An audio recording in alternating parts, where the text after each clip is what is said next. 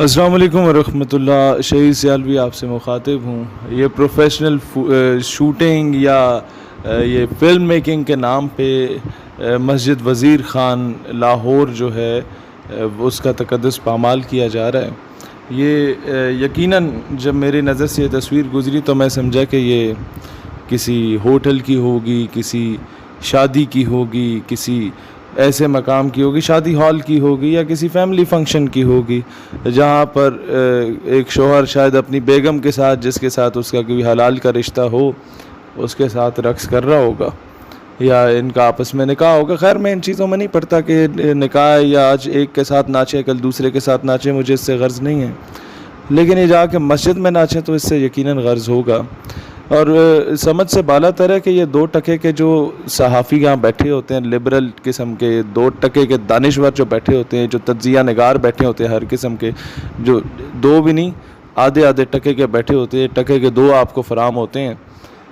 وہ جو minority rights پہ آ کے بول رہے ہوتے ہیں کہ جی کوئی اگر ہندو عورت اپنی مرضی سے اسلام قبول کر لے تو آگ ان کے پچھواڑے میں لگی ہوتی ہے کہ جی یہ زبردستی مسلمان کیا جا رہا ہے. اس طرح آ کے وہ انڈائریکٹلی اسلام کو ٹارگٹ کر رہے ہوتے ہیں, انڈائریکٹلی آ کے علماء کو یا مولوی طبقے کو ٹارگٹ کر رہے ہوتے ہیں. انہیں ادھر آ کے کیوں نہیں پاکستان کے 99 یا 98% میجورٹی کے رائٹس کا خیال آتا یا مسجد کے تقدس کو پامال کرنے کے خلاف ذرا سا بول لیتے, نہ سمجھا دیتے. اویئرنیس کا یہ کہ چند ایسا بھی میں نے طبقے دیکھے میڈیا پہ آ کے بکواس کر رہے ہوتے ہیں کہ جی ارطغرل جو ہے یہ پرائی ثقافت ہمارے اوپر مسلط کر دی, ارطغرل کے نام پہ ترکوں کی جو ثقافت ہے وہ ہم پہ مسلط کی جا رہی ہے, ہماری فلم انڈسٹری تباہ ہو رہی ہے. بھائی الو کے پٹھو, تم لوگوں نے اگر اپنی فلم انڈسٹری میں یہی دکھانا ہے کہ مسجد میں جا کے تم لوگ کنجر پن کر رہے ہو, ناچ رہے ہو, یا تم لوگوں نے اپنی فلم انڈسٹری میں یہ دکھانا ہے کہ جی باغی ڈرامے, اس کی بھی یہی ہیروئن ہے جو ادھر آ کے ناچ رہی ہے,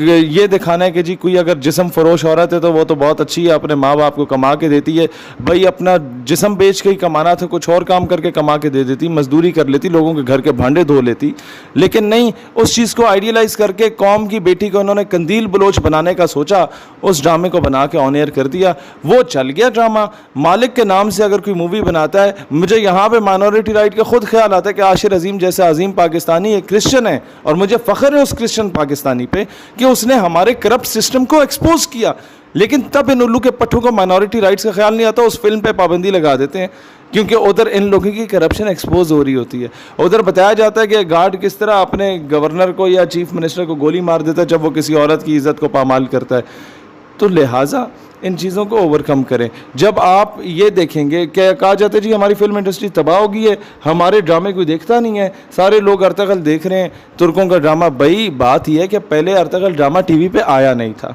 اس لیے قوم کے پاس کوئی آپشن تھا نہیں, تو انہوں نے اپنا ٹائم پاس کرنے کے لیے تم لوگوں کے کنجر خانے دیکھنے ہوتے تھے. جب ان لوگوں نے ارطغرل دیکھ لیا, سلطنت عثمانیہ کی بنیاد رکھنے والے عثمان غازی کے والد کو وہ دیکھیں, یا تم لوگوں کے نیم بھرانا حالت میں ٹھمکوں کو وہ دیکھیں, تو قوم گھاس تو نہیں کھاتی نا. قوم جتنی بڑی ماڈ اسکواڈ کیوں نہ ہو, ہم لوگ بھی پینٹ کوٹ ٹائیاں پہننے والے بڑے ہم لوگ ماڈ اسکواڈ پھر رہے ہوتے ہیں, لیکن مسئلہ یہ ہے کہ ہم لوگ جب 2 چیزیں سامنے رکھی جائیں گی کہ جی اسلام کے اصل ہیرو کو دیکھو یا قندیل بلوچ کو دیکھو, تو ڈیفینیٹلی ہم اتنے کوئی الو کے پٹھے نہیں ہے کہ قندیل بلوچ کو دیکھنا شروع ہو جائیں جن کو تم میڈیا پہ لا کے آئیڈیلائز کر رہے ہوتے ہو, یا وہ اس کے ڈراموں کو دیکھا جائے جسے آسکر یا نوبل پرائز دے دیا جائے, وہ